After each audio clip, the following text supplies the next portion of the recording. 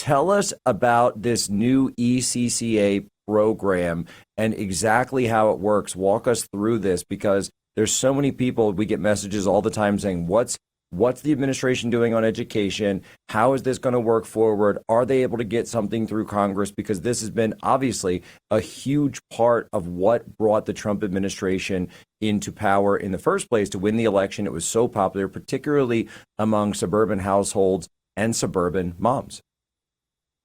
Well, the Education Choice for Children Act is something not everyone is talking about because there's so much in the reconciliation bill. But we know that President Trump promised the American people universal school choice. And this is getting close to achieving that promise. Hopefully, some changes will be made. It's a federal tax credit, and there's $5 billion allocated to it.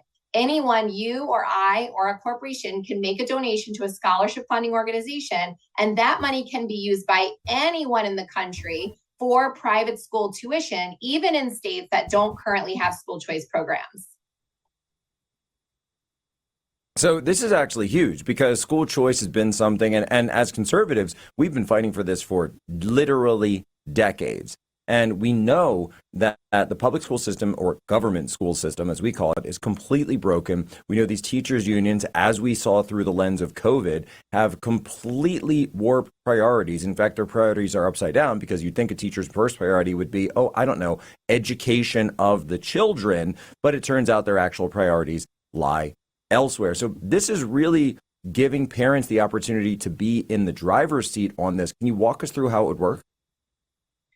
Every parent deserves to be able to choose a school that works best for their children. It's not always even just about academic performance. Sometimes it's about safety. Sometimes it's a specific program. In the case of my child, what got me into this is my son thrived in a classical learning environment without any technology to distract him. Whatever the case is, we've learned that one size does not fit all. And in places like Florida, and now Texas, Tennessee, that have passed universal choice programs, they are oversubscribed. There are more parents wanting school choice than there are seats available. It's a very popular concept. Over 70% of Americans support school choice because parents want to be able to make the decision on what type of school their child goes to, and they want the power to vote with their feet when a school is not working out.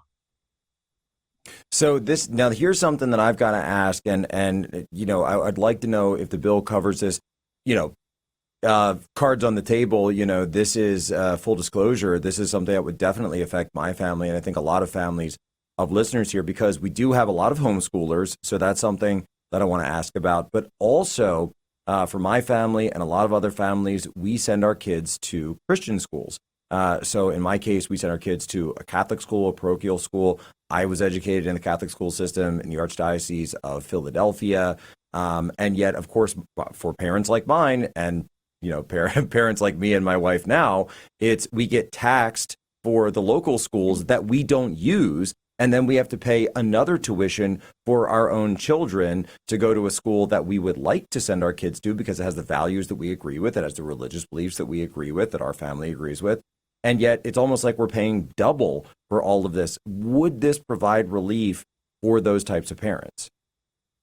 It absolutely would. And even again, like I said, in states like New York, like California, that don't currently have private school choice programs like Florida does, or Texas now. And so what that means is you would be able to go to one of these scholarship funding organizations, apply for a scholarship, and those who have generously donated and gotten a dollar for dollar tax credit for their donation to those scholarship organizations, they'll get the tax credit, you'll get the scholarship, and you'll be able to take those dollars and apply them to the private school tuition, whether it's a religious private school or not, whether it's online or any other mechanism. Even purchasing curriculum for homeschool expenses is also allowable in some cases. So it basically sets up a way for that funding. So it's not like you would get a credit for the funding, but you would be able to get sort of almost like a reimbursement in a sense, because you're getting a scholarship that would cover around the same level.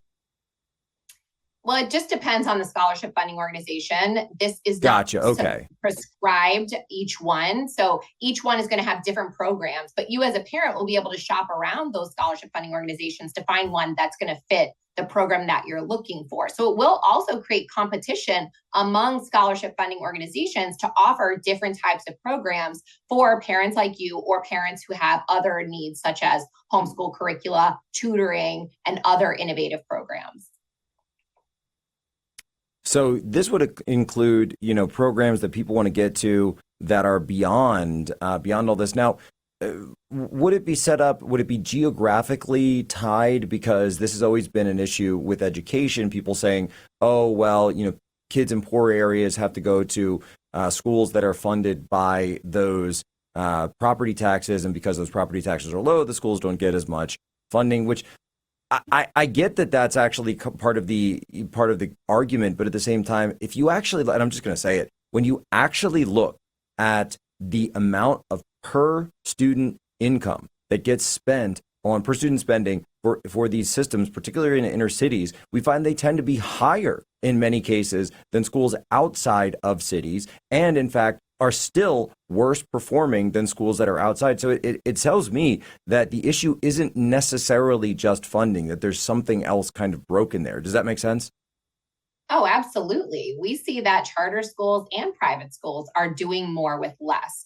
I mean, think about New York City that's spending $30,000 per student with no results to show for it. It's not about the funding. Parents know that. Parents don't need $30,000 to educate their children. They're very happy in a place like Florida with the $9,000 scholarships that we offer every single family for every single child. So all the children in Florida have access to $9,000 to apply to private school tuition. So if that tuition is $10,000 or $12,000, they've got a little more to pay. But what I believe in the ECCA being in place, as well as other school choice programs, we're going to see the laws of supply and demand and free market come into play, where it's going to put pressure downward on private school tuitions because you're going to have more private schools and other school options opening. You see a lot of micro schools now after the pandemic. That's become a huge growth in the education industry. More homeschool options are out there. And so I think it's going to become more affordable to customize your child's education as these scholarship organizations and funding proliferate. I mean, what you're talking about here is, and as I'm listening to it, it's so smart, because what you're talking about, this isn't just something that's going to be a way to go from one school to another school. You could have entire new schools or entirely new educational networks that support either homeschools or homeschool pods or all of these different innovative ideas that people are coming up with that are actually funded and supported by this act, rather than just sort of the system that we have now. It's very forward looking, isn't it? Absolutely. And the organization called the Education Freedom Foundation is actually helping education entrepreneurs open new schools. Their Start a School initiative just launched this year, already working with 12 entrepreneurs who want to open a school this fall or next fall, providing a free toolkit for that. I think more and more of that is going to occur. I hear from educators all the time who know that I've opened charter schools in the past saying, how do I do it? I want out of this monopoly district run system. I want to start my own school, have my own vision. And we encourage that, right? This educator freedom is just as important as education freedom for families, freeing educators from the bureaucratic system and allowing them to flourish as professionals and offer their teaching, their education services outside of that system directly to parents.